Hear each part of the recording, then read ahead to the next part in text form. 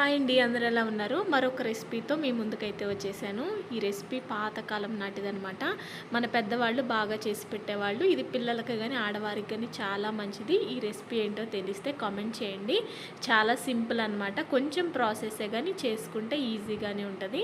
ముందుగా రైస్ ఒక 2 గ్లాసులు అయితే తీసుకున్నాను. వాటిని మంచిగా ఏరేసుకొని ఒక బాండీ పెట్టుకొని వీటిని గోల్డెన్ బ్రౌన్ కలర్ వచ్చే వరకు మంచిగా ఫ్రై చేసుకోవాలి. రైస్ అనేది మీడియం ఫ్లేమ్లో పెట్టుకొని బ్రౌన్ కలర్ వచ్చేలాగా ఫ్రై చేసుకోవాలన్నమాట. ఇదిగో బియ్యం అయితే ఏగిపోయినాయి. ఒక ప్లేట్లోకి తీసుకొని బియ్యాన్ని అయితే ఆరబెట్టేసేసుకుంటున్నాను. మంచిగా ఫ్రై అవ్వాలి రైస్ అనేది. ఇంకా ఈ లోపల మిక్సీ జార్ తీసుకొని మనం ముందుగా ఫ్రై చేసి పెట్టుకున్న రైస్ని కొంచెం కొంచెం యాడ్ చేసుకొని బరకుగా మిక్సీ పట్టుకోవాలి. పాతకాలంలో తిరగలు ఉండేది కదా, తిరగల్లో వేసి చేసేవాళ్ళు అనమాట. పిండి బాగా వచ్చేది. ఇప్పుడు మనకు అది లేదు కాబట్టి నేను మిక్సీ జార్లో చేసుకుంటున్నాను.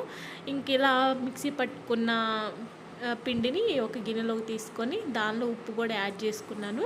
ఇప్పుడు ఈ పిండిని కొద్దిగా నీళ్లు చిలకరించుకుంటా మంచిగా కలపాలన్నమాట. ఎక్కువ నీళ్ళు వేసుకోకూడదు, పిండి చిమిడిపోయిద్ది. దీని కన్సిస్టెన్సీ రవ్వలాగా ఉంటుంది కదా, మన ఇడ్లీ రవ్వ కన్నా కొంచెం బరకగా ఉంటుంది. మనకి కావాల్సినట్టు నీళ్ళు వేసుకొని ఇలా పిండి ముద్ద చేస్తే ముద్దగా ఉండాలా, అట్లా కలుపుకొని పక్కన పెట్టుకోవాలి.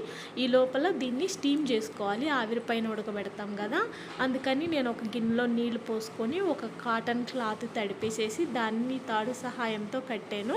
దానిపైన ఈ పిండి వేసి మంచిగా ప్రెస్ చేసుకొని 4 వైపులా మూసేయాలి. దీనికి సంబంధించిన కుక్కర్ కూడా ఉంటుంది, ఉంటే దానిలో చేసుకోవచ్చు, లేకపోతే ఇలా చేసుకున్నా పర్లేదు.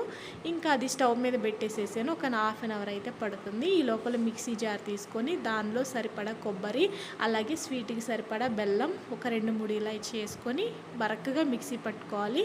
ఈ లోపల మన పిట్ అయితే రెడీ అయిపోయిందనమాట, ఉడికిపోయింది. దాన్ని వేడిగా ఉన్నప్పుడే మనం మిక్సీ చేసి పెట్టుకున్న కొబ్బరి బెల్లము మంచిగా కలుపుకోవాలి.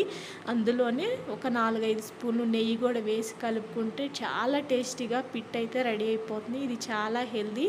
నచ్చితే మీరు కూడా తప్పకుండా ట్రై చేయండి.